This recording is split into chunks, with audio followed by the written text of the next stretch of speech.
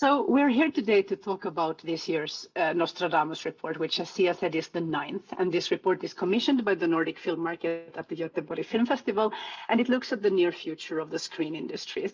And as Sia said, this year's headline is Imagining a Sustainable Industry. And I'll talk today about different kinds of sustainability and resilience. And of course, environmental sustainability must be underlying everything, but that is actually not going to be my focus today. Yes, I need, I guess, to share the screen. This is the most exciting moment always. Let's see if that works. Yes, all right. Now we also have a slide. There we are, great. Yes, so the Nostradamus project is a collaboration, as you said, with Filmivest. They are our main partner. And I just wanted to mention that Filmivest are now also doing in-house industry analysis. Here are two of the most recent reports: public film funding at a crossroads and streaming giants and public film funding. Both are really worth a read. And yesterday, of course, in Cannes, Wendy Mitchell's latest report on creative overload was also released. You should check that out, even though I haven't been able to see it yet. Our analysis is publicly funded, and our goal is to serve the screen industries and to support the art forms of film and television in developing in a direction that is sustainable financially and also in every other sense of the word. So last year, I started the presentation of the eighth report by saying that our track record is on looking into the future is pretty good, and it still is. But I think that hubris of bragging, that came back to bite us in the butt, because unfortunately this year we are making almost no firm predictions at all. And I'm going to explain why in a little while, but I just wanted immediately to put the website up there. So if you want to download the report, which is free, of course, you can find it at göteborgfilmfestival.se. That's göteborgfilmfestival.se/Nostradamus. And I'll also put the website up at the end. So while we're not making a lot of firm predictions about the world, there are some very solid and grounded observations about the film industry in this report. And that is, of course, thanks to our interviewees who gave so generously of their time to talk about what concerns them and what inspires them right now. And this year they represent media analysis, production, commissioning, film funds, cinemas, and scripted television. This year also the report has something of a European focus, which we usually don't do to the same degree. But we made that choice because Europe is a maturing market for the streaming services, and the kinds of questions that we will be facing in Europe in the next couple of years, especially if you're an independent production, these will be echoed in other markets too soon enough. And this is especially in the kinds of parts of the world which, similarly to Europe, have a significant public investment in their audiovisual storytelling. Okay. So I am a professional predictor of the future. Why the heck am I suddenly backing away from making predictions? Surely you would argue the future has always been uncertain. Yes and no. So arguably all of us in the film industry have spent the last decade in a period of change. And of course that has felt uncertain. Living in change always feels like we're living in uncertainty because we're not familiar with the situations and we're not familiar with the business models we've ended up with. But change tends to follow a trajectory. Change often has a direction of some kind that if you have time to think about it, you can start thinking about where things are moving and make educated guesses about it. But right now, I would argue that we are all, I mean, not just the film industry, but the entire world, we are entering a period of genuine uncertainty. And there is a number of factors right now that can go in very different directions. And these factors also interact unpredictably with each other. And I'm talking about the kinds of things like the current war, the geopolitical developments in Europe and Asia, inflation, energy prices, food insecurity. And these all affect each other. So bear with me for a while. And in fact, I'll just pause the sharing maybe for a bit while I talk about this long thing. Let's see if that worked. So all of these aspects affect each other, right? Energy prices were high before the war, but of course they are higher now that the war is on. Food prices were rising before the war. But food production also relies on fossil fuels, so the war is making food even more expensive. Russia and Ukraine were both significant exporters of wheat, which is a staple that many of the poor countries of the world rely on. So less wheat means higher food prices overall. There's a terrifying heat wave in India right now, with birds literally falling from the sky. And I don't know about Indian agriculture. I can't tell you whether a very hot spring means something for their harvests. But what I can say is that even months ago, India was starting to look at limiting food exports so that they could feed their own populations. And as we have all learned during the pandemic, all of us are completely reliant on systems of global trade. When components cannot be had, car prices become more expensive. When cotton harvests are affected by the weather and transports from Asia are more expensive, then the price of clothes go up. And when consumer goods and energy keep getting more expensive, then it's really difficult to stave off inflation. So, I mean, this is familiar stuff if you read the newspapers, but often I find that it's difficult for me to understand how it's relevant to us in a professional setting, but we have to think about these things.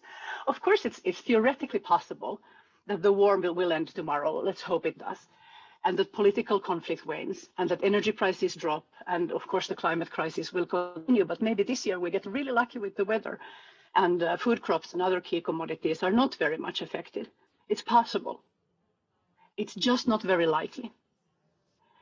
So even though some of these many troubles might get better, and I hope that they do, I think that the rational way of approaching the next 5 years, I hope less, but maybe unfortunately more, but let's say the next 5 years, the rational way of thinking about it is that it's not going to be great. It's not going to be great, which is a polite way of saying that a lot of people are going to die. And that dying will probably be done by the poorest people in the world, as usual.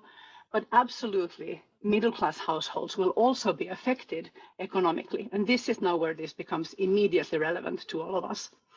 And I would say, even for myself in Sweden, for my family, I am seeing the effects of this already in our household economy. And I think I will absolutely see this affect our standard of living for the next 2 or 3 years. And I think, and this is a really banal example, you know, in the global scale of things, but I think in my family, 3 months from now, we will not have as many streaming service subscriptions as we do today. So now in this terrifying landscape, let's try for a moment to just do some normal industry analysis. Let's think about the streamers. Okay, historically we know that entertainment cost, entertainment spend, has been relatively well insulated against financial turmoil. But now, of course, we're also looking at millions of people in Europe already, especially, for instance, in the UK, who are choosing between heating their house or eating properly. And once you're at that level, yeah, a lot of luxuries will go. Also, historically, cinema was like going to the movies was a pretty cheap type of entertainment, but cinema ticket prices have been rising for a long time. So in a lot of countries, for a lot of people, those are luxuries now as well. And we don't know what's going to happen. If we're moving into a period of financial discomfort, maybe the audiovisual industries are not so affected. But if it becomes really bad, then we might see some real damage. So if we think specifically about the streamers, in the next year, HBO Max and Paramount Plus are completing their European rollouts. Disney Plus is very bullish about growth. And smaller services like Viaplay from the Nordics, for instance, are also expanding internationally.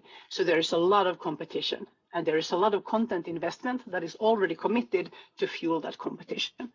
So I think we can totally safely say that the high demand for productions will continue for at least 1.5 years, 2 years, at least. Now, last year, I would have sat here and I would have said the production market is definitely going to continue to expand for 5 years and is going to plateau a little earlier in mature markets. But we learned something just last month in April when Netflix had a small subscriber loss, as I'm sure you all noticed in the media. The thing is that was not a dramatic business result. We all understood that growth cannot continue at the same pace forever. This was not surprising. But the market reaction was completely irrational. It was very violent. And this creates a volatility in the whole ecosystem. I believe that even in difficult times, streaming expansion will absolutely continue. But if consumers are anxious, and especially if consumers are broke, it's going to happen slower than it would have otherwise done. And retaining subscribers is also going to be harder. Everyone's still expecting the streamers to do really well. But if their stockholders are starting to freak out, there will now suddenly be pressure on their managements to save money, essentially. That is to get better results, which often most typically means to cut spending or to in some other way undermine their long-term strategies that they've been having so far. And of course, the other big development we're seeing in streaming is that advertising funded and advertising supported streaming are growing very significantly. And this is much more appealing to households under pressure. And we can see already that broadcast advertising is mostly stable and that the growth is happening in video, for instance, in AVOD. So this means that if SVOD shrinks or struggles, AVOD is probably going to compensate for that in the size of the market overall. But AVOD services are much more tactical about content investment. They spend less and they do it smarter. Okay, those are a million things. So I'm sure you're like, oh, but can you summarize? What do we know about the streamers? Well, yes, the summary is this. Households are likely to come under financial pressure, but nobody knows how much. Film and TV production, by the way, is likely to get more expensive in the short term because of inflation and commodity prices. But nobody knows by how much. SVOD services might struggle, and if they do, markets might react sensibly or stupidly. But this decline or contraction is going to happen whether it's in 2 years or 5 years. Sooner or later, the SVOD services have to be fundamentally profitable, which they're not today. And the obvious way to do that is to be more strategic about what content to fund. And also we see the AVOD for services growing, and we cannot currently predict how that will affect commissioning and acquisitions. We just don't know. So I can't tell you what's going to happen. But in a way, I've already told you everything you need to know. We need to prepare now for uncertainty. You need to budget for rising costs, and you need to prepare for more inflation. Again, I hope, by the way, that we're wrong about all of this, but you need to prepare for the fact that I might be right. We can probably absolutely trust that the production boom is going to continue for 2 years, but maybe let's not count on it anymore to continue for 5. And I think you should diversify the kind of funding that you're working with. So now maybe you think, but I am not working with streamers at all. My funding comes from the traditional sources, so I'm fine. Not so fast. So unfortunately, these same kinds of uncertainty are affecting everything. Of course, it's also affecting public film funding, public service broadcasting, and also the local broadcasters for much the same reason. So the local commercial commissioners are facing the same macroeconomic landscape as everybody else. But also the public money is now much less predictable, much less reliable than it has been for a long time. Now, in different countries in Europe, arts funding is organized very differently. So if in your countries the money is in trusts, it's much more protected. If it's industry levies, it's going to continue flowing as long as the industry is doing well, but of course it's sensitive to market changes. And if it comes out of political budgets, then we're facing a bunch of challenges right now in Europe. First, there's the war in Ukraine, which, well, first of all, is a horrible tragedy. But it's also affecting a lot of public budgets in a lot of countries when it comes to significantly increased defense spending, of course, direct and indirect cost of aid, and in helping the 6 million refugees. Our second problem is that authoritarian and/or populist leaders are doing well in elections. And for instance, France did not go that way. That was still a close call. And I think what we can say about populists in general is that they tend to use arts and media funding for political signaling. Most typically, they do this by cutting funds, sometimes also by trying to control the actual content. And then third, of course, the ongoing climate crisis is causing more extreme weather events like floods and forest fires. And these create a lot of unbudgeted for unexpected costs in public budgets. And if you have a large public sector in your country, of course, all the rising prices of everything is going to affect that. And the pandemic is also not over. So almost regardless of what parties are in power in your country, political budgets are going to feel a squeeze. And there is a real risk right now that the politicians and maybe also the voters are going to look at our industry and they're going to look at film and TV and they're going to say, hang on, you guys have a production boom. Demand is so high that you can't keep up. You're complaining that you have too much to do. Why do you need public support at all? We, of course, know the answer. It's not the same projects. And also the public funds maintain important infrastructures like archives and talent development. And also the streaming market will contract and it can happen relatively rapidly. So we cannot measure the need for public support in this current situation because it's very atypical. But people outside this industry cannot be expected to understand how any of this works. So it's enormously important that we as an industry get better at communicating these structures and also how they are changing. And to be plausible and to be taken seriously, I think we're also going to have to take a very serious look at where we as an industry have failed the artistic goals or the political goals of the funding in the past. And especially we have to look at why we are struggling at being relevant to our audiences. And if we're just thinking in the practical terms of preparing for the future, what should you be doing? It's important to understand that normally in film, 5 years is nothing. 5 years is like one project. But actually right now, today, 5 years is a lot. So if you live in a country where public film funding and public broadcasting are a really important part of the landscape, that's probably still going to be true in 2027, but it's not certain anymore that it's going to be true. And that is a big change. Yeah. So to think about what this all means, we need to consider what we mean by a sustainable industry. So sustainable, that word asks whether something can be maintained. And if things continue in the same way, can the current system be sustained? Can it continue on a similar level? And if something in a system is depending on resources that might run out, then it's not sustainable. That's kind of the definition.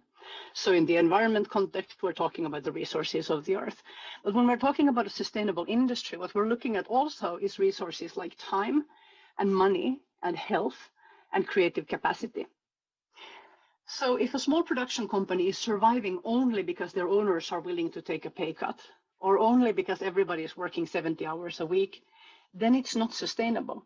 Sooner or later, you either run out of people or the same people become less creative.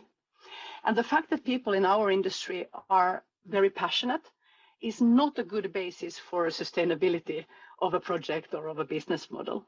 This only works, in fact, if you have an unending supply of young people entering the system and remaining long enough, for us to break them and send them out again. But without that resource, it's not sustainable at all. And even with that resource, it's not resilient. So resilience is the other thing. It's about how good is the system at handling a surprise or a change or a crisis. And it's related to sustainability because in a sustainable system, people have margins.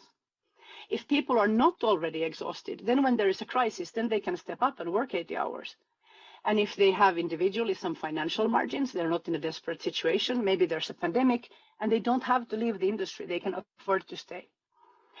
Being resilient is also about being flexible and about having different kinds of resources. So, for instance, we saw in the pandemic, this is just one random example, but we saw that cinemas that had a close relationship to their audience, they actually survived the pandemic better than those who just looked at them as sort of customers and didn't communicate with them very well. So relationships are a resource just like money is. And professionalization is a word that you will find occurs many times in this report. And when we look at the independent film sector, and especially the auteur cinema ecosystem, I think we all understand and agree that these are not industries that you go into because you're passionate about making money. Right? If you are deeply excited about business as business, you would at the very least work in commercial television and maybe not in film at all. And the fact that we are not being motivated by profit is super valuable. But it has also, as a side effect, it's created a culture in parts of the European film industry where being professional is considered to be somehow suspicious. And certainly worrying about being profitable is considered to be quite tacky. And in many countries, in fact, it has been historically possible because of the public funding ecosystem to not even worry about what happens to your film after it's done, whether it's seen by someone or not, whether it's successful or not. I mean, it's nice if it's successful, but it's somebody else's job to think about that. Now, I'm sure this was a fine system in the past, but it has created a situation where we as an industry I'm sorry to say that, but we are often quite lacking for instance, when it comes to making business strategy, we don't have the skills. We're not great when it comes to audience relationships and audience development. We have certainly not, as an industry, stayed up to date when it comes to things like technology-supported marketing. I mean, we're starting to do that now in the last 5 years, but we're like a decade behind everybody else, arguably 2 decades behind everybody else. And we're certainly not great at the management of professional management of people in organizations. And in previous generations, it was okay to say, oh, but that's too business, like we don't need to think about that in the arts. But I think that maybe the most important development that is happening in our sector right now is that young professionals in production, distribution, exhibition, they are super serious about running their businesses in a professional manner. And companies that don't do this, I think they might not make it in the end because they are not sustainable. And probably they are also not resilient as well. So one practical example that in the report, that there's a whole chapter on this, that exemplifies many of the things I've been talking about right now and the uncertainties around what it means, is this question of the all rights deal, right? So the global streamers in particular have liked to acquire properties in where they pay you a lump sum for all rights in perpetuity. And this, as you know, has been criticized from many perspectives. The producers are very concerned. They are becoming a kind of production service, that their professional role is changing. And if the artistic enjoyment for me as a producer is diminished, then of course that also means that the pressures of working in this industry are less individually sustainable for me. When it comes to production companies, when they have rights catalogs, their business models are becoming resilient because now they are only selling time. So at least in the context of how our business functioned historically, selling all the rights becomes a big problem. And now something that was a success has maybe also become a problem because we succeeded in the EU to create this regulation that is encouraging and or forcing the global streamers to make significant investment in the production landscape locally. And this is happening even in EU countries that are not yet fully exploiting this regulation. And now we're looking at the all rights deal and saying, oh, hang on, maybe there's another problem here, which is that over time, all of this money means that a lot of IP rights that are originating in European countries and other places are becoming owned by multinationals, sometimes even the underlying rights if it's an adaptation. And of course, how scary or important this is difficult to judge. We don't know what the value of the rights will be in the future. But on a general level, there's certainly a question of concern that there's a kind of IP drain from Europe and other countries into these sort of multinational coffers. But there's also a big counter-argument or observation, which is that if we are honest, producers didn't always make a lot of money on their rights before either, if they were even able to retain them in the last 20 years. And there is certainly something to be said for the safety of knowing that you're actually going to be paid and knowing how much it is. So at the same time, the multinational streamers are clearly becoming a normalized part of the European production landscape. And there are many benefits of sometimes working with them in this way. Definitely if you want your business to lean on a range of different kinds of income, which is sensible. So the question that we need to ask, I think all of us, is what is a sustainable model for you specifically? Because this is a time of such enormous demand that it is possible now to negotiate for exceptions or to negotiate for the rights that matter to you. And if there's, if people are not welcoming those negotiations, you can actually take your project elsewhere if it's good. And at the same time, if you're running a public fund, this is also a really important question, which is like, what is the strategic impact of the all rights deal in your territory? If you are supporting projects where the rights leave your country, this might in the long run be in conflict with the rules or at least with the goals that are regulating your activity as a public fund. So we need to think about this a lot right now. So basically the task we are all facing right now and the task that we must face while also struggling with capacity problems in a global production boom, during a market crunch, in a climate crisis, is that we collectively, all of us together, all of you in this room and everyone that can and everyone in the industry, we need to think about what would a sustainable audiovisual value chain actually look like. And there is one wrong answer, which is looking back and saying, oh, I want it to be like 10 years ago or 20 years ago or 50 years ago. That's no longer available, I'm sorry, so that's gone. So we have to say, but okay, how would we want this to work? And this is such a big question. So I think we actually have to start with ourselves individually, especially if you're an indie or a small player. Just specifically ask yourself, how would I like this to work? How would I like to be working so that I can still be happy in this industry 20 years from now? We have some general principles in the report that are starting points. We're probably going to need a variety of funding models. We're going to need increased professionalization to make us calmer and more efficient and better prepared. We need much collaboration in the industry, horizontally and vertically, which is going to be fun, I think, as well. We need more intelligent use of data, especially in the art house sector. We're definitely going to need to listen to our audiences more to be more relevant.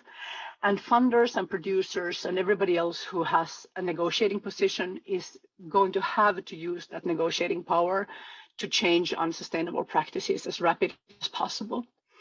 Because if we as an industry don't participate in shaping our industry intentionally, doing it on purpose and deciding how we want it to work, then the multinationals are going to dictate how it works.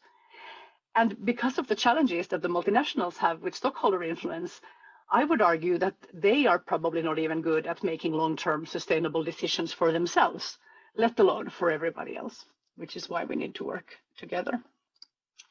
And this also has a specific urgency right now because of this emerging creator economy. And the creator economy is something we wrote more about in last year's report. You can check that out as well. It's also on the website. But I want to mention it again because it's growing in importance every year.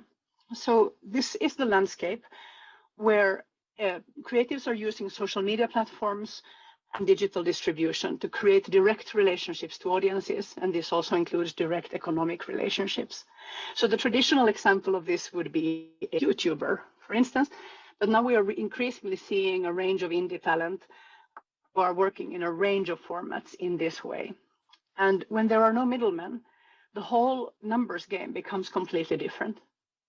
If you have 15,000 people, and I mean 15,000 people is a lot, but it's not that much. If you have 15,000 people who are willing to pay you €1 every month for you to keep working, you're actually in a pretty good situation for many kinds of creative expression. And increasingly, we're seeing filmmakers work in this type of way as well. And what's also happening is that people who would have young people who would have historically found jobs in the film industry are now being sucked into the creator economy instead, because they don't have to relate to gatekeepers and they don't have to deal with terrible working conditions to make a creative living. And yeah, it is an uncertain life, but so is working in film. And this all leads me to the topic of the final chapter of the report. And I'm going to take some more time to talk about this more specifically because it's unfortunately contains some quite shocking statistics. And I'm relying, I should say directly, these statistics are compiled by others. I've just read them and thought about them and put some things together. And of course, all the sources are in the report, but I would especially like to name check these two studies that are on the screen, the UK Film and TV Charity's two big reports on mental health in the film industry. They are called the Looking Glass. And if you Google Looking Glass mental health, film and TV, you can find them, and I absolutely recommend that you do. There was also a really interesting recent report on production safety, which came from the Variety Intelligence platform. So it's behind a paywall, but if you have that, I recommend that you read it. It's mostly about the US, but it's a good starting point for thinking about workplace accidents in the context of film. And that report looks at why they are still so prevalent.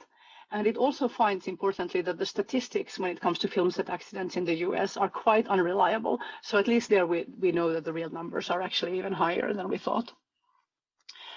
And I also have to do a little content warning here, which is that I'll give you some statistics now, and there will be some references to abuse, and there's going to be a brief discussion of self-harm and suicide statistics. So if you need to mute or leave the room right now, I think you should have.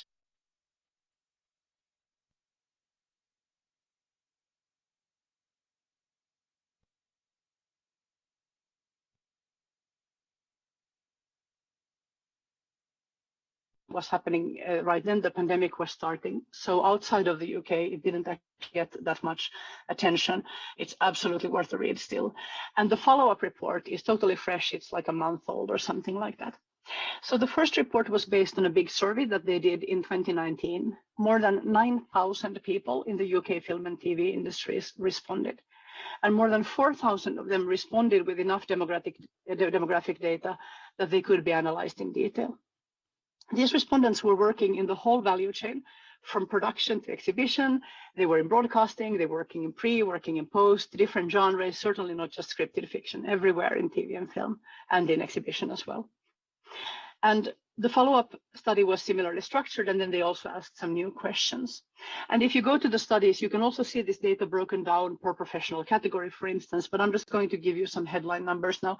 And again, these are UK numbers, but I think that we can expect the situation to be broadly similar across Europe. And in the US, I would expect the situation to be worse because of the less reliable access to healthcare for a lot of people, especially freelancers. Okay. So the Looking Glass study found in 2019, in 2020, that people who are working in film, TV, and cinema have significantly lower levels of subjective well-being than national averages. And there are some practical examples. Okay, 64% of respondents had experienced depression in their life, which is compared to 42% of everyone in the UK. 24% of industry respondents had deliberately harmed themselves. This is a much higher number than the UK national average, where the 2016 number was 7%.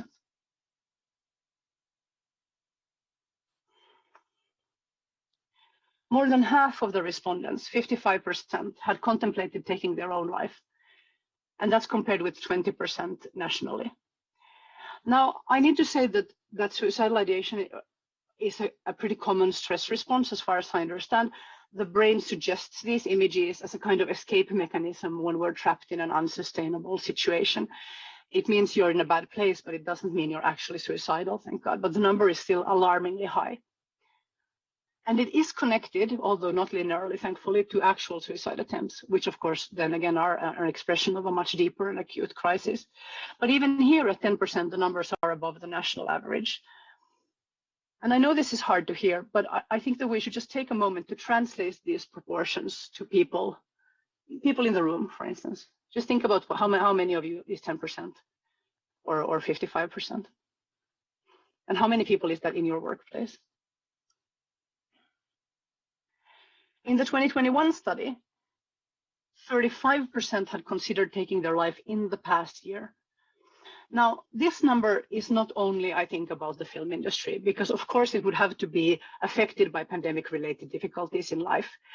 In the UK was, of course, hit very hard, and they had many deaths and also very long periods of lockdown compared to, for instance, Sweden, which had none at all. But even if we're looking at the causes here, and they are wider, even in the sort of best situation, this is the level of exhaustion and trauma that people in the film industry are bringing with them to work. And unfortunately, even if we look at numbers that are directly connected to the workplace, these are very worrying too. So these numbers are again from the newest study. 39% now report that they are working more than 50 hours a week, which is compared to 29% in 2019. 1 in 6 respondents work more than 60 hours a week. And in the UK workforce overall, that number is 1 in 50. In the film industry, that's 1 in 6. Over half of respondents, 57%, had experienced bullying, harassment, or discrimination in the past year. Only 10% of respondents feel that this industry is a mentally healthy place to work. And my favorite / most awful data points from the 2019 study is that they looked who is especially at risk from having adverse mental health effects by working in the film industry. And the groups who are especially at risk are the following groups: people who are freelancers, women, ethnic minorities, the disabled, gender and sexual minorities, people working with distressing content, employees supporting vulnerable contributors, or people who have caring responsibilities, for instance, children or elderly parents. I don't see how this does not add up to the majority of everyone working in the film industry. So if you want to understand how this is possible, the Looking Glass report, especially the first one, goes deep into explaining it, but they say it's about conditions, culture, and capability. Our industry has really old-fashioned attitudes about mental health. And in particular, in my view, there's an alarming lack of understanding of the very well-documented and scientifically proven connections between physical health and mental well-being. So on the most basic level, sleeping too little, being under pressure, drinking to manage stress, even if you don't drink a lot, but if you do it to manage, this puts everybody's mental health at risk. Now, in addition to that, it seems that the creative industries have a very slight overrepresentation of people who might have underlying mental health challenges. But it's really important to know that that does not explain these numbers. This is about everybody. This is an everybody problem. All of us have a mental health, just like all of us have a physical health. And just like our physical immune system, our mental well-being is also affected by external factors.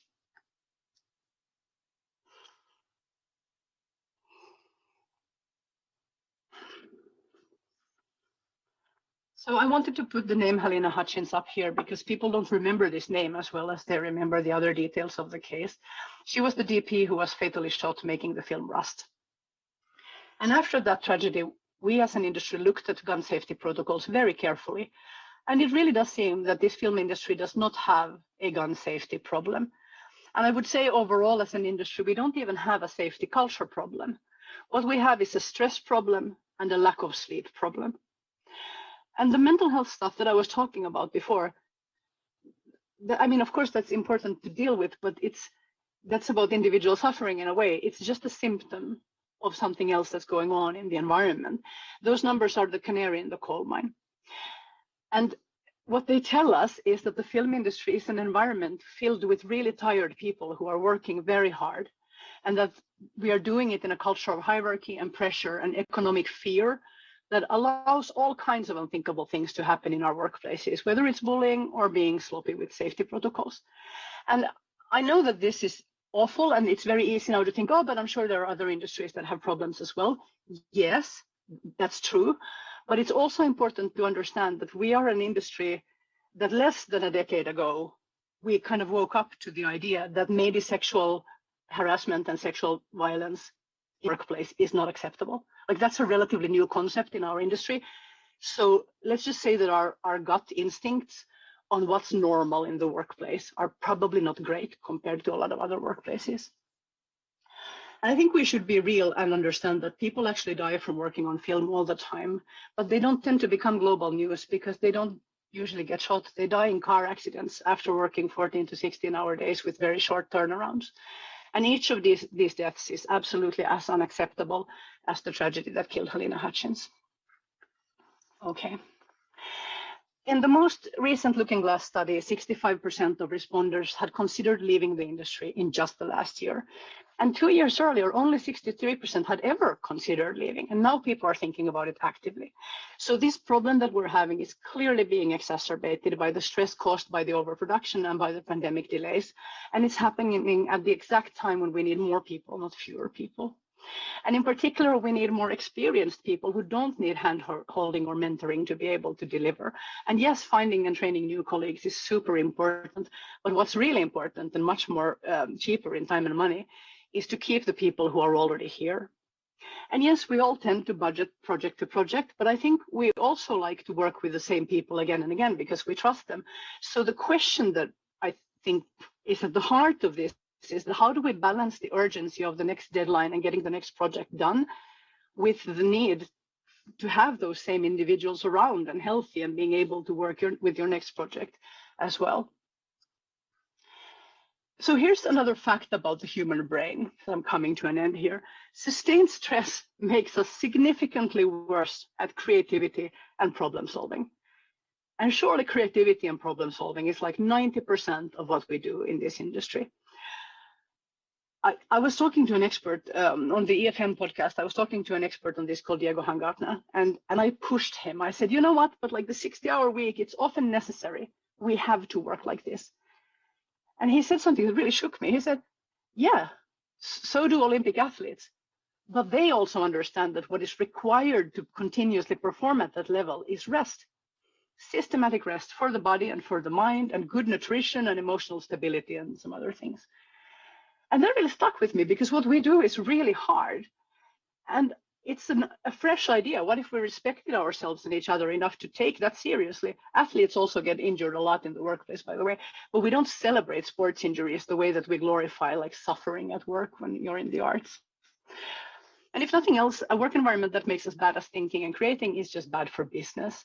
When you're stressed, you lose empathy. This has been confirmed in so many studies. You lose the ability to see each other as humans. And now we also know that when you're tired, you will interpret other people's communications as aggressive even when they're not. So ironically, being tired contributes to a shit work environment that perpetuates this problem. And it eats up the resources for individuals to be able to do anything about it. So it's like technically impossible to solve this on an individual level. It has to start at the top. We need more film and TV than ever, and it needs to be better. So this is really important. Tired creatives don't lose their skills, but their stuff becomes formulaic. Their stuff becomes worse. It's still competent, it's just not interesting. So concluding then, what we're talking about here, we're talking about the industry more broadly and thinking about sustainability and our urgent problems, which are listed here: access to crew, talent, access to the best project, diversity and content relevance.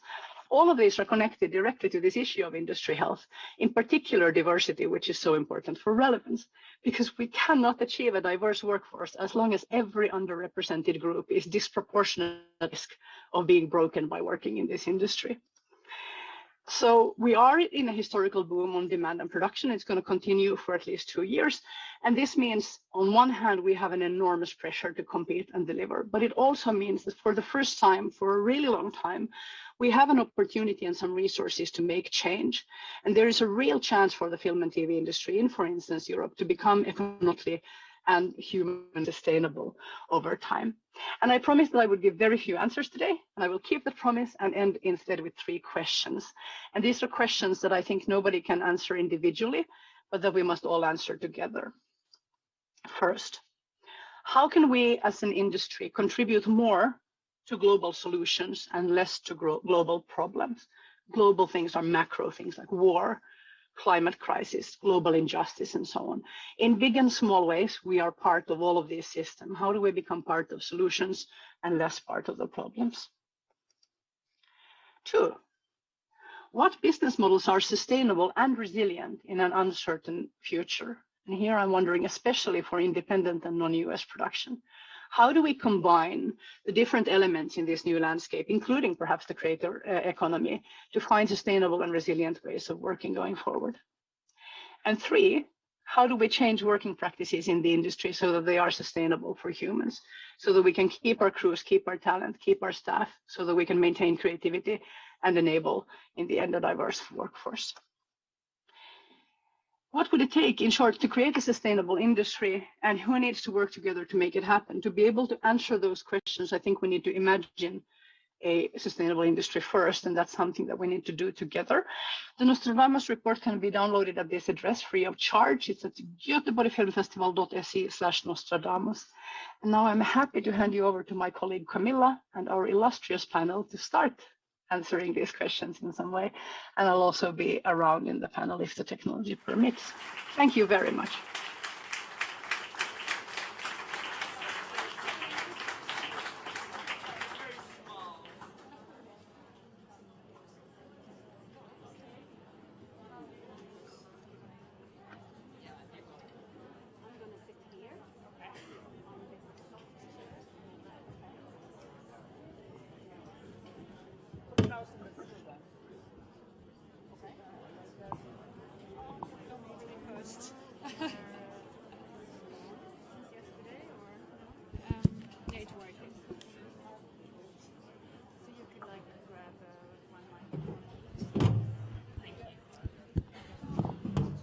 No, okay.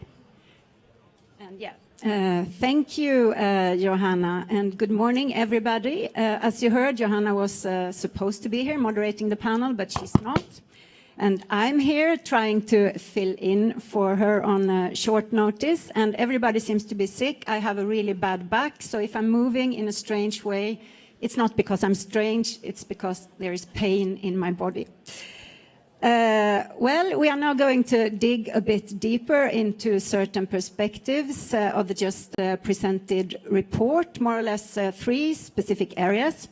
And with me here, of course, is a panel with a huge amount of expertise in different fields around the whole value chain. And we don't have so much time to dig deeper into their CVs, so I will just settle for what they are doing now. Please welcome Anna Kroneman, Head of Drama at SVT, Swedish Public Broadcasting. Thanks. Yes. Klaus Ladegård, CEO of the Danish Film Institute. Tamara Tatishvili, Head of Medici Training. And with us online, another sick person, but here in Cannes at the hotel, Katarina Tomkova, producer at Kaleidoscope. Welcome. And Johanna will also be staying with us online, so I will bring her in a few times in the discussion or to comment what has been said here in the panel. Well, you all represent different aspects of this value chain we've been speaking about and of the industry, and you have different perspectives and also different possibilities to really change things. So we're going to discuss basically 3 questions, moving from the more specific, practical things, smaller picture, to the more visionary, bigger picture. So I'm very curious to hear what you have to say. So let's start with the sustainable working conditions and the health of the industry that we just heard some terrifying numbers here at the end of the presentation. So I would like to begin with asking you if you can describe something particular that you believe is currently contributing to the long working days, lack of sleep and burnout in the industry. And maybe also at the same time, how would you suggest that we try to start solving the problems you mentioned previously? For instance, maybe Katarina would like to start, actually. Oh, wow. Hello, everybody. Thank you very much for having me. And thank you, Johanna, for the perfect, so information-packed and also food for thought report of the Nostradamus. I think it's very important to really start and kick off the conversation. And as you said, possibly it's even more important now to place questions than to give answers to see in the future. I was thinking long and hard, and I have to say that I was very, very alarmed to see the numbers. I was surprised, though, and I think this is also a problem how I see it, that the numbers that were disclosed, of course, were from a British study. I don't know about such a study existing in the rest of the Europe, certainly not in Central Eastern Europe, where I'm from. So first and foremost, and I think that when we are going to move in the debate, I might be a little bit monothematic because I will be regularly coming back to 2 very strong threads of thoughts that I had with different subjects that we will be discussing. And that is how to collect the data and be able to evaluate it properly and look at it together.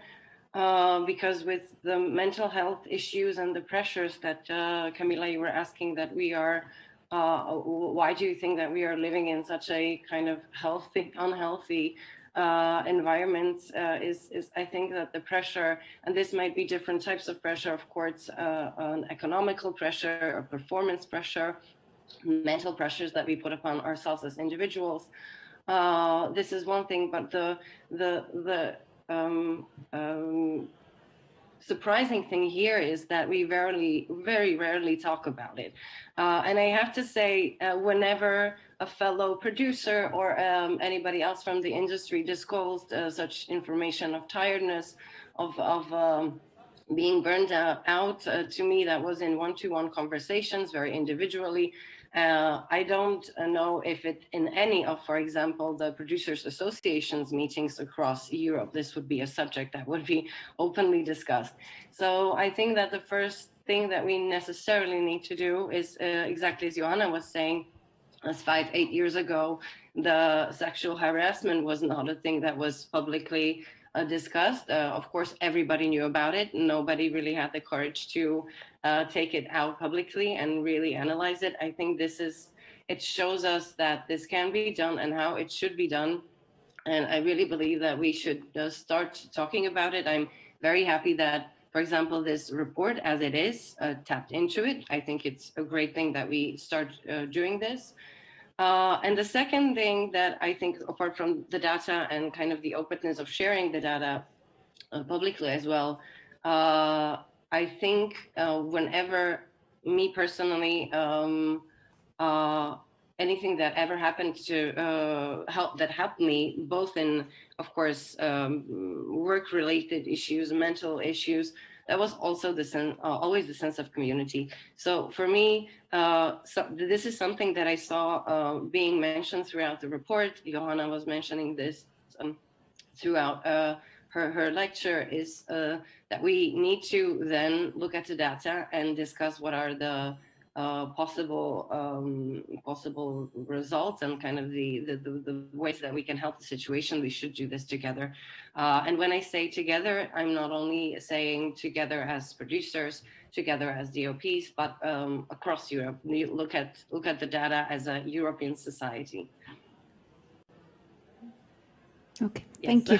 Thank you, Katarina. Klaus, what about you in terms of coming from a film institute? What do you see, and what can you do? I of course also think that these figures or numbers are alarming. I can't tell if they would be the same in the Danish business. I would probably think it wouldn't be that worse, but never mind. I think a few things to do about it. I think one very good thing is happening right now, and that is that new generations are entering the business, and they don't eat shit. They work in another way. They won't be bullied, and I think, or at least we can see that in Denmark, that this also highlights some of these problems that we haven't talked a lot about. That's one thing. The other thing is that right now we are seeing that new legislation in Denmark saying that if you want to receive funding from public funding, you actually have to make sure that working conditions are okay, that salary are okay, and I think that might be a Danish or Nordic way of doing it. But I think we, as a business, funders, producers, creatives, we have to talk together, talk or discuss how to improve conditions, in the business. Tamara? Thank you. First of all, I would like to congratulate Joanna and all the team for this report. And if you allow me, I would give you a general thinking which leads to that question. I think that what's extremely relevant, even though it's such a content overload that you really need to digest this report and embed it in your daily work, the most important thing for me is that it poses questions. And I think that is where the industry is at this point. The change is discussed vertically and horizontally, and to me there are a couple of keywords which I take out from that. That is that we need to put human being in the center of all of it. And these are freelance professionals or institutional representatives. I would not, of course, there are different layers of the threats, but I would think that we need to focus on a personality, professional approach, and then say that those healthy professionals are the ones that are driving the change, because the institutional change or the business model analytics does not happen by an algorithm. It needs a human brain. And that is my first reaction, that we need to accept that we need to change some of our behaviors. This is what I think.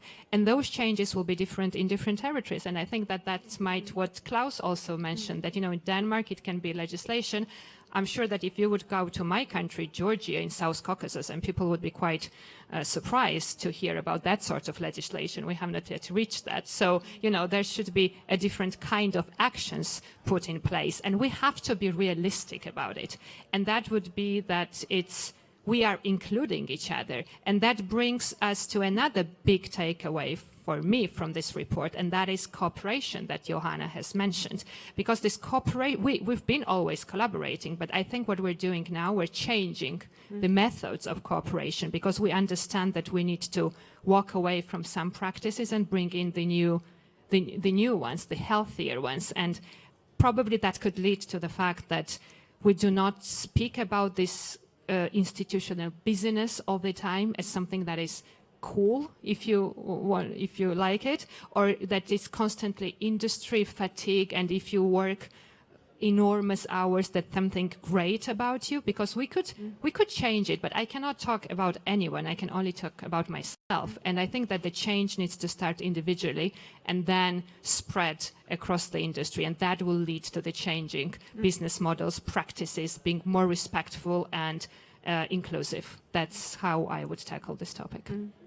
Actually, I was thinking about what Klaus said about the new generation, because working at a film festival, I can see the same things. The younger people starting to work, they have a different approach, and they don't accept things as we, like, who have been there forever. We just work, and it's fun, but they don't do it the same way. I mean, they have boundaries in a different way. Anna, what about SVT and the situation there? Well, I'm not going to say so much about the situation at SVT. I was just thinking that I'd like to be very sort of...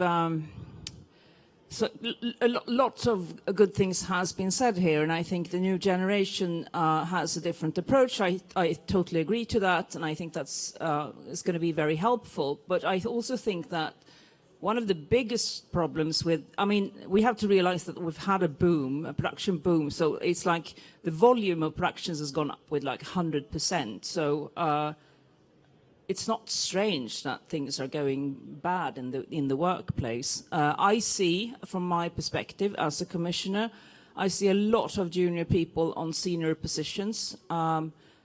I mean, if I want to work with a line producer, I'd like to work with a line producer that has done a lot of productions. I'm sorry, you can't do that right out of film school, but this is the way it is now, and it's great people. I'm so thrilled about the new generation coming, but you also need some experience, and that experience has to be, it sort of has to tap down through the system, and that is not happening properly.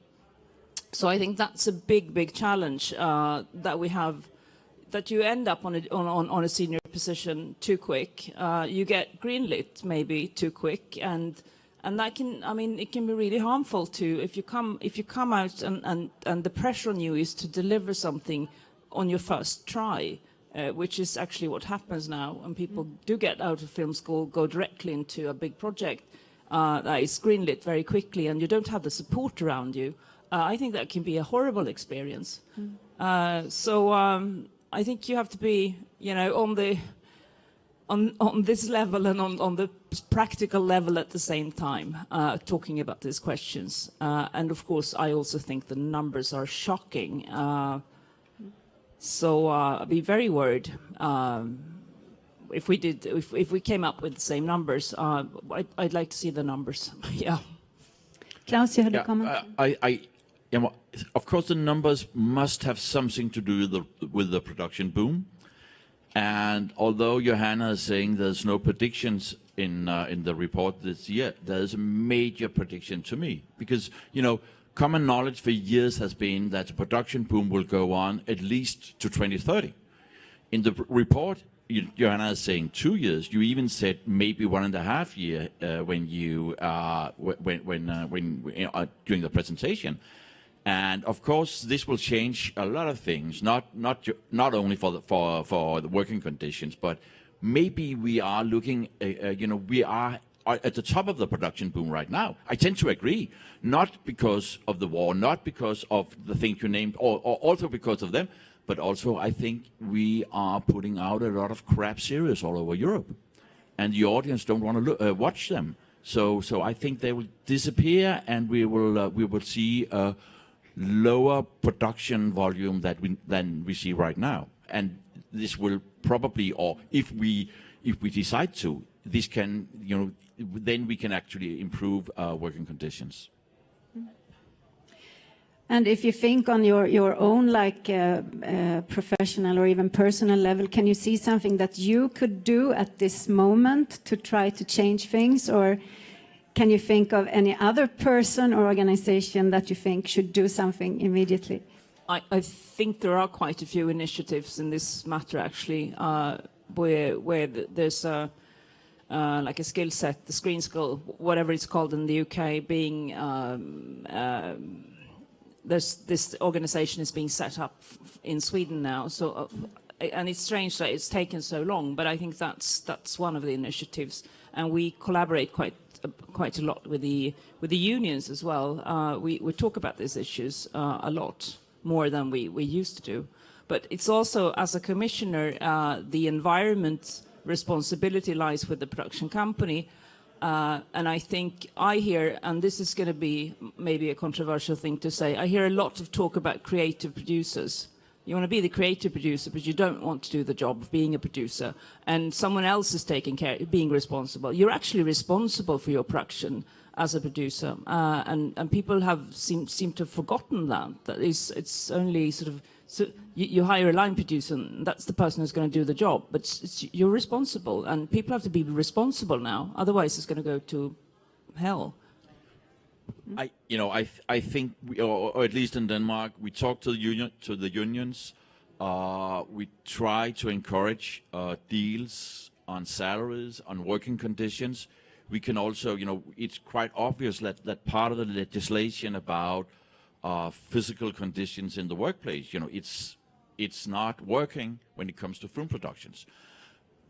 So we are entering into a dialogue about these things, but we are also extremely careful not to being the one institution that is going to police this. We are a funding institution. We enter into development with producers. We fund films and series. We won't. And it would be a disaster if we were the one who was going to police this.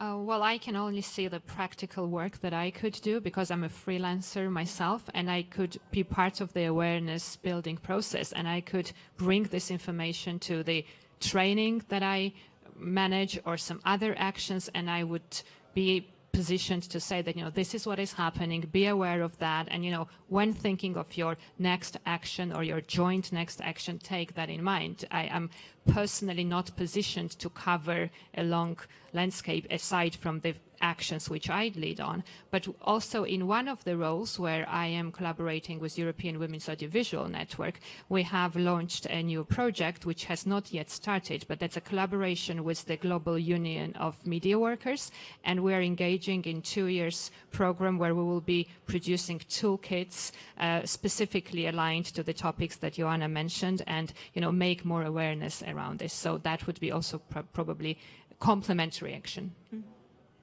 Katarina, do you have, as a producer? As a producer, of course, I am responsible, and I'm doing this with my own productions and my colleagues around me. I'm making sure that we talk and we are open about who feels comfortable with what, and of course, trying to guide the hours. And exactly as Joanna said, is of course, there are days that are taking longer, but we have to make sure that there's a period of rest afterwards. I also agree that it is not the responsibility of the funds to police the situation. And I think that it needs to come out from us as professionals and us as an industry. I believe that professional guilds and associations could be of a very essential role in this. Though I have to say that in Central Eastern Europe, I don't know how the situation looks like in Georgia or how many of these professional organizations you have, but there are not a lot of them across Eastern Europe. For example, I know that in Eastern Europe, a lot of writers and directors guilds are absolutely missing. But what exactly I'm also trying to say and talk within my Eastern European industry is to raise awareness that there's not an external force that will solve the problem for you. So it has to come from us individually. Can I add to that? Because I think that leads to another keyword that was here. It's professionalization. Because as Katarina mentioned, no, it's not about her country or Georgia. Like, there are so many low production capacity countries, and some of them outside EU, that have not yet reached the level of having those guilds or, joint representation. And I think that that's how this report and those recommendations could be seen in those specific countries. So the actions will be different depending on the reality, social context, and the state of the film industry, I believe. Johanna, do you have anything to add here or comment on what the panel have been saying? Yeah, I could just add some numbers to what Anna was saying about junior people ending up on senior positions too fast. That's true. That seems to be the case everywhere. And actually, when they asked in the latest Looking Glass study, they asked people what do they think would help, like what would they want. You know, they didn't ask for mental health support or anything like that. 55% of them called for better line management. So there's clearly something here. And part of it is about being mature enough for your actual tasks. But the other thing is we don't train anybody, I think, for leading people. Like we don't give anybody leadership training at all in this industry. So in the long term, that is something that's quite important. And also I would want to add the perspective here, talking about these different countries having different situations, that when we're shooting abroad, because of to get the production rebate, we end up in somebody else's legal situation, in somebody else's norms. Often there are the Americans have seen that there are a lot of language barriers that create dangerous situations in practical senses on shoots. So it's also a question of, I think, as a producer, to take your sense of responsibility with you when you are shooting abroad, and to bring a good culture of safety and sustainability with you. Thank you. Well, let's move on to question number 2, sustainable and resilient business model with a 3 to 10-year horizon. Let's see what you have to say about that. What do you think currently is like the biggest challenge or threat to a sustainable funding model? Who wants to start? Yeah, Anna? Yeah. Yeah, I'm not really sure what it means, but I mean, for me, being a commissioner on a public service broadcaster, which is like the old world, even if we call ourselves a streaming platform with 2 linear channels, I think the most important thing is to have a sustainable industry within our own country.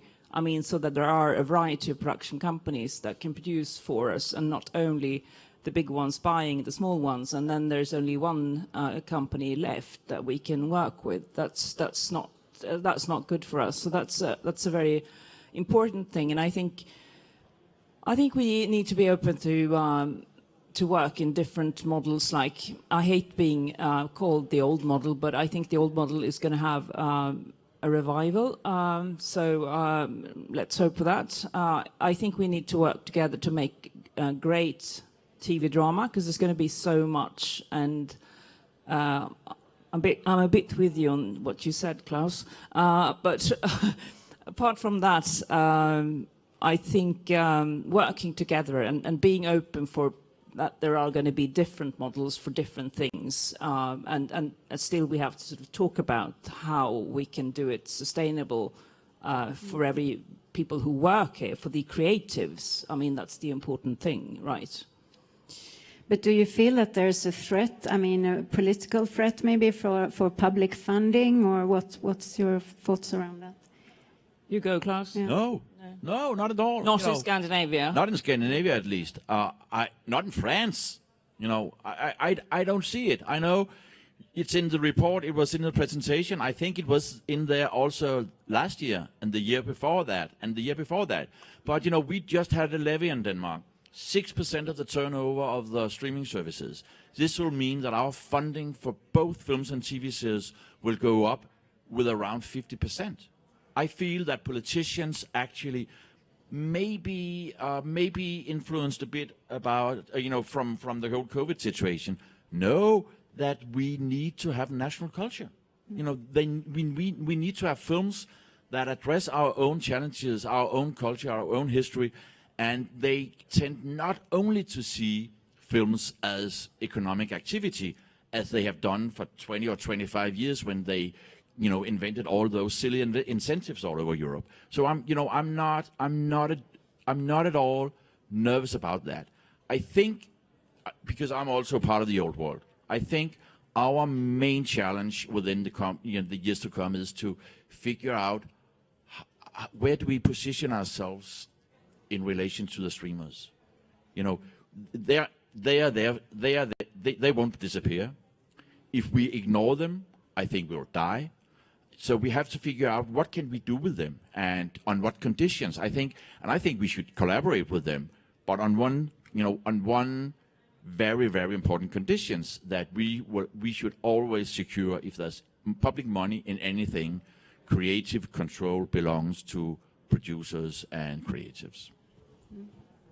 Well, I'll continue from Klaus, because this is really a Medici perspective here. Medici is a training for and vocational destination for the talent in the funding, in public funding, and this is exactly the question that we will be exploring. And Joanna will be with us there to help us guide some of these conversations. So I think that we are going to be looking at it in the realm of cooperation. Accepting that they are already part of the ecosystem somehow, and seeing how we can best position the relevance of the films that public film funds need to support and back. Katarina, you?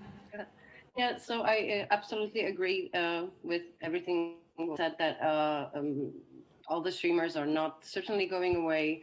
They are a part of our industry, they are part of our ecosystem, and I think our responsibility is exactly as Klaus said, is just to really shield and be guardians for our own artistic views and our culture to be shielded and have an opportunity to be independent.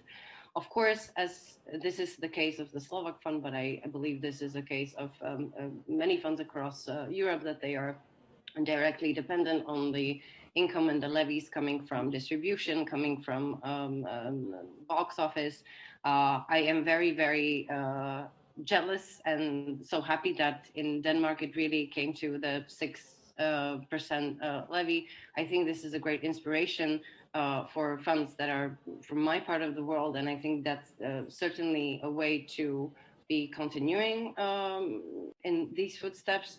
I also believe that it's not either or. It's in my case, of course, in Central Eastern Europe or in the low capacity countries, we don't really have that much original content coming from the streamers. Of course, there are a few. They're usually the buyout situation of the rights. But I already saw it happening in the financing model of several, for example, TV series that are coming from Western Europe, that they are the producers have challenged the streamers and their possibilities of co-production. So this is where I kind of again circle back to my monothematic thing of the collaboration and communication. I really think that the future is to find ways that are working for each possible industry, of way how to put collaborate and find ways of how we can build up new financing models that might not be traditional, but are not exactly, you know, the proposal of the all rights buyout. Yeah. But talking about the politicians, I mean, they actually came up with the quotas and the tax incentives, Klaus. So how can you trust them so much? Yeah, we never got a tax incentive in Denmark, so our lawmakers must be a bit more clever. I think the whole notion behind tax incentives, was that film is just economic activity, and we have to attract it. I think it's disappearing because I think politicians can see that film is a central part, or TV shows is a central part of having a national culture, and addressing what's important for us. And I think this is a change, and I think we will see that a decrease in the number of incentives in the coming years. And by the way, when we talk about our working conditions and we talk about incentives, it's also, why are we having these incentives, or why are we as a pretty rich country using these incentives? Because we can go to countries in Eastern Europe, or even more remote places, and we can have cheap labor, and they can work 14 hours a day. So this is also, I think, a not very attractive thing about the incentives. Yeah. But we are speaking a lot about collaborating, cooperation, etc. And I think that's a word that has been used a lot in panels the latest years. But it's a bit, it's not so specific. So who is it that are going to cooperate and make this change? I mean, how do we start?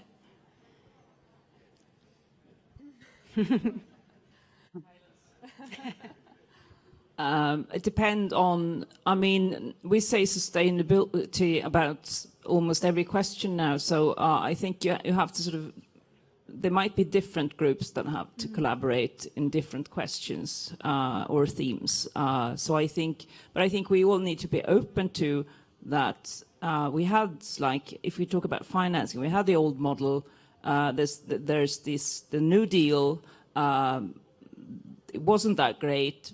It's going to come something. It's going to come out of it. So I think we need to talk from all different perspectives, and it's also TV drama and films, and so it's very difficult to be very specific about which group of people are going to, fix things. It's going to have to be on many different levels. We work with the business on how to increase green shooting. We work with the business when it comes to sexual harassment. We work with the business when it comes to working conditions. We work with the streamers and discuss with the streamers and with the producers how to define the ways that we can work with the streamers.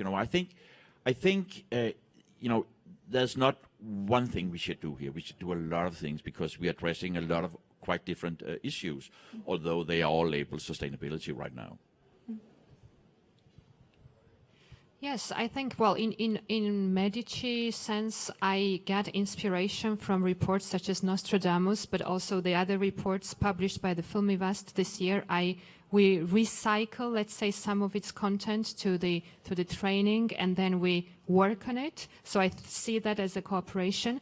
Then we also think that we shouldn't be only Europe-centric. So we opened up and we had 7 new countries represented in our destination last year. So that's also a practical tool to go out and engage those country representatives that were not traditionally attending. So I'm trying to be very pragmatic here because it's nice to discuss change, but you have to somehow put it a practical experience into that. This is how I see it.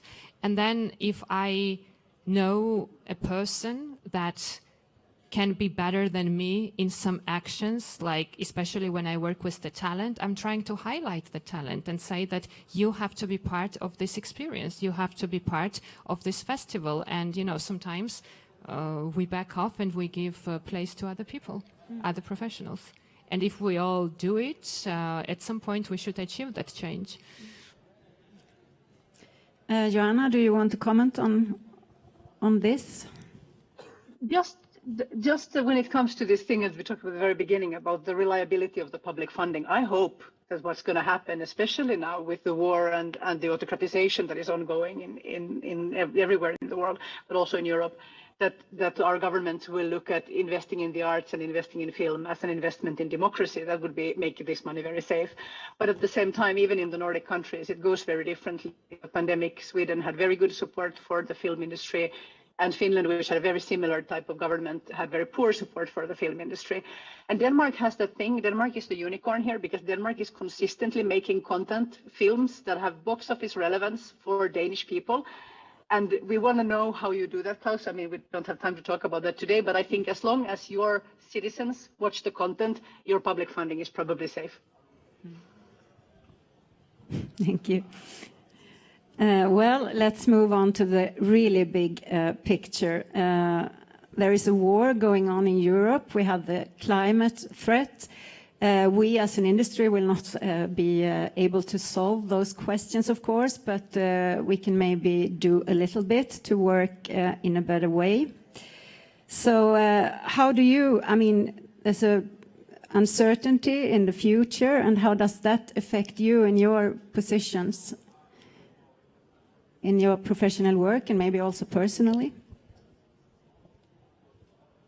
Who wants to start? Katarina can start.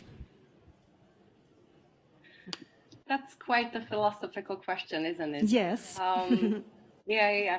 No, when I was reading the report, there was, of course, Ukraine, and my dear colleagues and friends and partners there are constantly on my mind. And it actually was such a wake-up call for me how fragile our industries can be, especially when my dear co-producer Denis Ivanov was just premiering his Venice film Rhino of Oleg Sentsov one day, and 2 days later the war broke.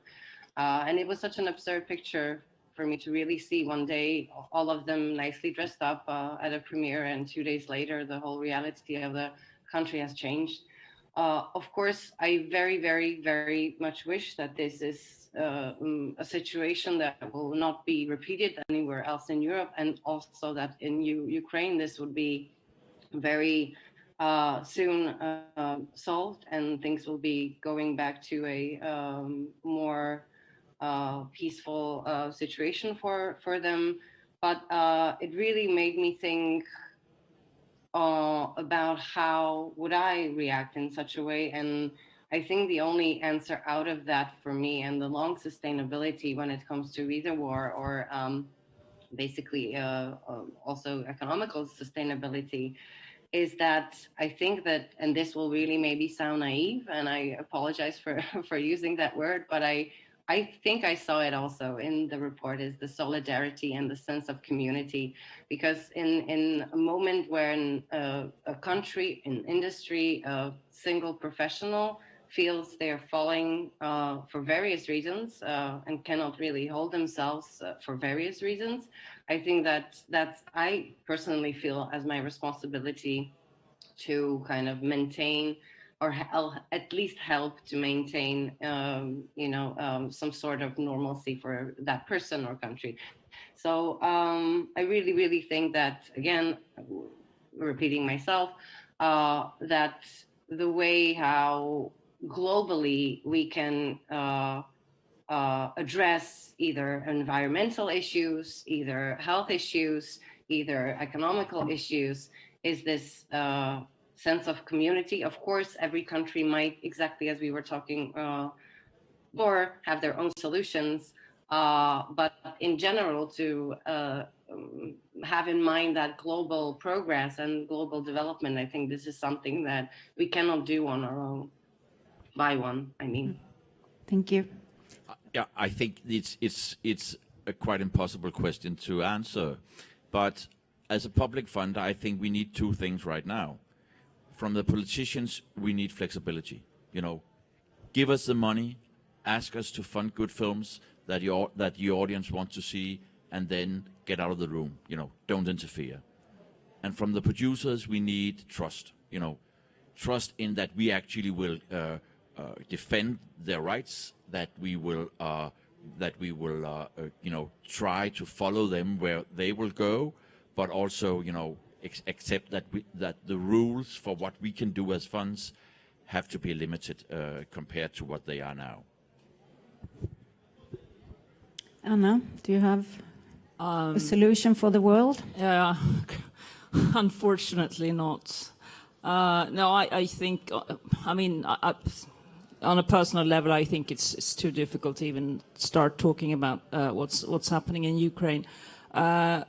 But about the future, I think, Klaus says trust. I think the word trust is going to be crucial going forward.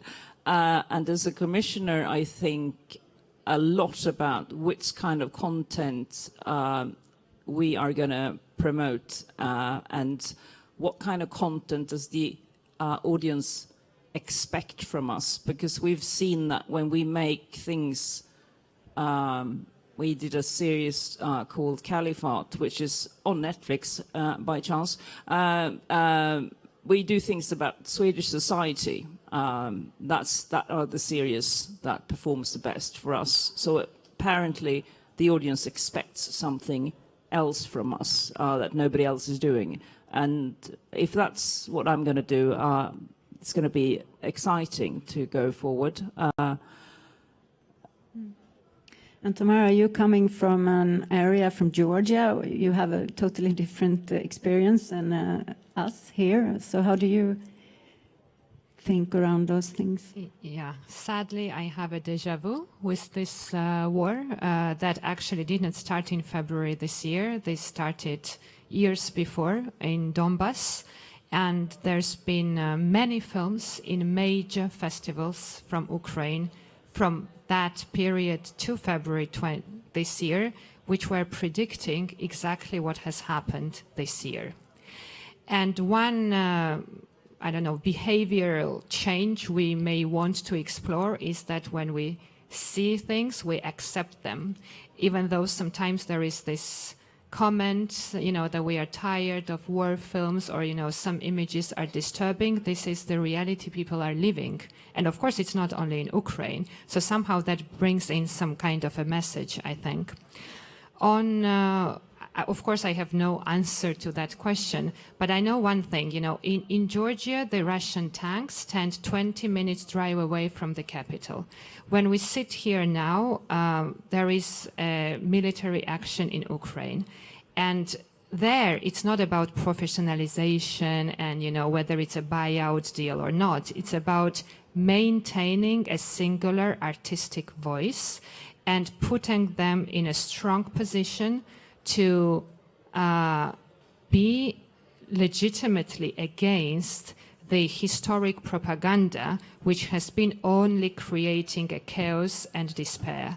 And I think that everyone, without sometimes making major announcements about it, be it film fans, producers, and luckily there's been a lot of action, have to put in place small and practical actions. You know, the scale that you can allow yourself as a producer, or you can afford yourself as a funder to allocate, and be part of maintaining that those voices are existing, that they are not completely emigrating from the cultural realm, and then come up more resilient. And one thing I can say, because I come from uncertain realities, let's call it, there is also a positive side to it. I mean, you become quite flexible, I think, and sometimes it's not black and white, and you find solutions that are in the middle, and that gives you some agility. And I don't think that this war will finish soon. This is my personal opinion. I think it's becoming a protracted war, which means that it's going to be long around. And that is the threat which we need to somehow tap into, because that really needs a sustainable support for some people and some professionals. And the refugees and displacement of people is not happening out of Ukraine only. I would also like to underline that. So that's a bit of a complicated phenomenon, which I think we cannot cover now, but the responsibility is pretty high. Thank you. I'm afraid time's up. So Johanna, do you have any final words for us from Sweden? My final words is thank you to the panelists for all your generous and engaged participation, and it's been so inspiring to listen to you all. Thank you very much.